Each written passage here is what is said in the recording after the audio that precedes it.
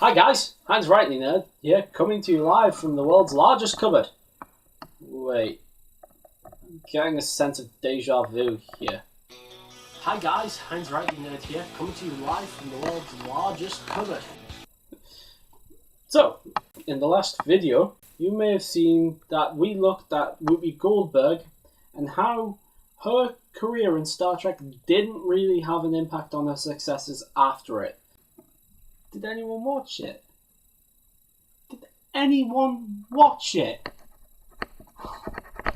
Fuck's sake! Colm Meaney was born in Dublin, and he started studying acting at the age of 14. About the same age as me, come to think of it.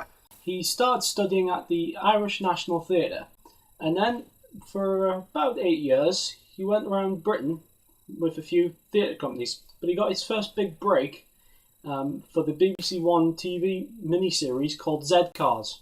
Also, he guest starred in Moonlight and Remington Steele, and he had a fairly successful film career as well.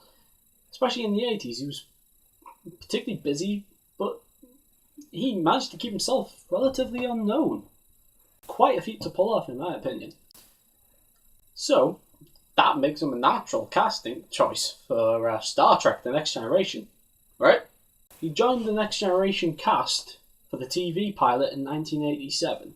He was credited as an unknown helm officer, but as the show progressed, he gained more of a prominent role, and he was finally given the name Miles O'Brien, and he was made Transport Chief of the Enterprise. And to top it off, that role carried over to the show DS9, where he became the chief engineer aboard the station. He stayed on as a member of the crew, but whilst doing that, he was involved in a short miniseries called Scarlet, which, if my research is right, it is apparently a sequel to Gone with the Wind. Apparently. Also, during the 90s, he was in Die Hard 2. He played the pilot of the plane that crashed into the tarmac and went boom. And then John McClane goes, ah! He was also in Under Siege, the film with Steven Seagal. I don't like the film, but Tommy Lee Jones in that. And Colm Meaney plays one of his goons. Also, he was in Con Air. He played that piece of pricky guy, DEA person who's obsessed with his shitty Corvette. Honestly, it's a 78 Corvette. There's better models than that, Colm Meaney. Here's another kicker. He starred in... Wait.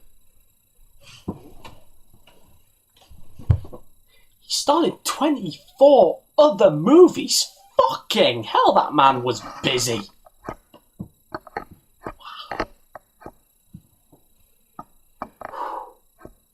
His career didn't stop there. In 2001 and up to 2014, he's been in a whopping 43 movies and TV series, most recent of which is the Alan Partridge Alpha Putnam movie. He plays that crazy dude. I've forgotten the name of the character. He was also in the wildly successful The Damn United, a movie which he was widely regarded by critics as doing a good performance, which I agree with. He did a very good job in that. And not too long ago, about September-ish, he was in a TV series, well, a short 3-part TV series called The Driver. His role was only minor, but I did find what he was doing very enjoyable. And that's something that I like about Colm Meaney. I find what he does enjoyable, and I think a lot of the times he's criminally underused in movies. And that's a shame. He's a very talented actor. So, what can I say about Colm Meaney? Can his successes be attributed to Star Trek? It's difficult to call.